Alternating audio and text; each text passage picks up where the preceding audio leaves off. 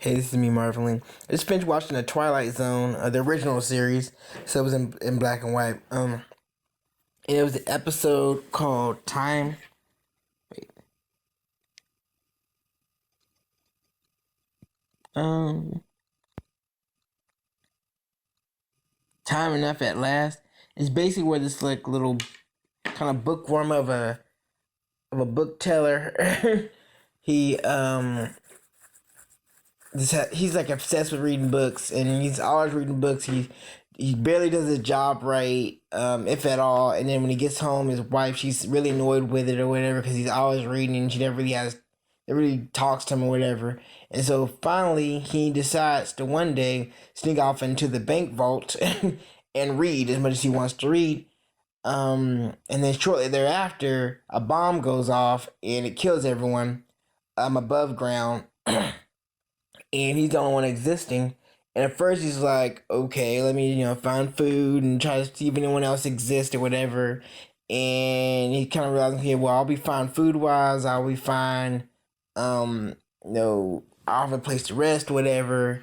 But the only thing that really gets to him is the loneliness of it all, and is how like the importance of having another human to interact with, having someone else to interact with. It's not really good for humans to be alone for, super long stretches of time, especially not forever. And I think it's good to have alone time, but I think this interaction is very important because it's the only way I think it's like a basic need to have that social need. And so he's gonna go crazy and he's about to kill himself, and then he realizes real quickly that, hey, the library is like right there, and like all these books, I've like tons of time now. I'd like to read all these books I've been wanting to read. And so he's all excited, he's making like little stacks and everything, like, oh yeah, I'm gonna read this and this and this and this and this and this as I fill up all my time, whatever. And so he looks at the clock and he's like, well, now I have plenty of time, and this is what I always wanted, and I finally got what I needed. And then he goes to reach for a book, and his glasses break completely. And so, since there's not going to be any place he can go to have his glasses made, since he doesn't know how to make new glasses, he's pretty much screwed for the rest of his life. Now it's pointless because yes, he has all the books that he wants to fill up his time, but he can't read them. And so it's kind of like one of those type of deals where it's like, you have one thing, but without the other thing, it's pointless. It's just no point even having that. And so, it kind of teaches you about life how sometimes you really want something real bad, and then you kind of forget the importance of, or you kind of realize how important it is that you not only have that one thing, but you have something else that helps you get to that one thing. And without that one thing to help you get to the other thing that you really need, the overall goal is kind of pointless. And so that's actually, I think, one of the more famous episodes of the Twilight Zone. I remember hearing about this episode, and I probably saw it when I was really, really young, but I just didn't really watch the whole thing. I really don't remember it.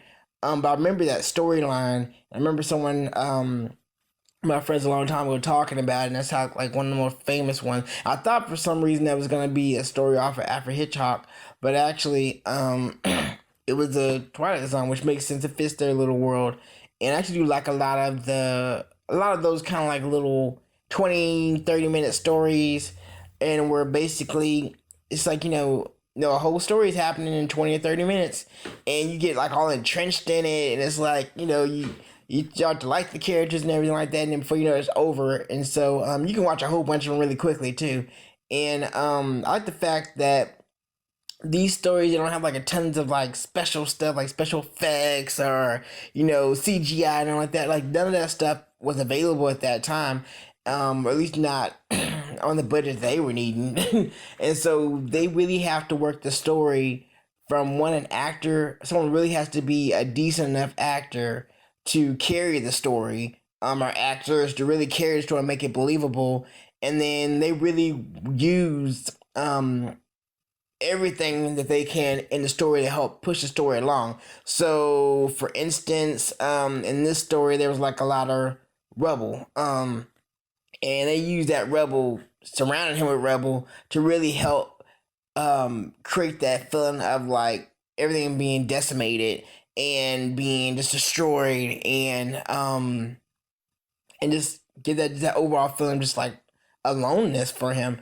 And so these stories, yeah, they're old and they're black and white, whatever, but they are entertaining to me to watch, and I'm generally interested in where these characters are gonna go and know what their journey is as a character and where the story is gonna wrap up. You know, you just kind of know how's it gonna end. You know, and that one I kind of knew how it was gonna end, but I want to see it for myself, and so I always enjoy stuff like that. I've read Hitchcock presents. I love that kind of stuff 'cause I just love little stories just about life, and sometimes stories say something just to make a point about something, or sometimes just to be silly. You know, just to be a silly little story. You know, something to kind of like just fill in time and enjoy yourself and just kind of lose yourself in the story. So I'm always been about stories. I love stories. I love story songs.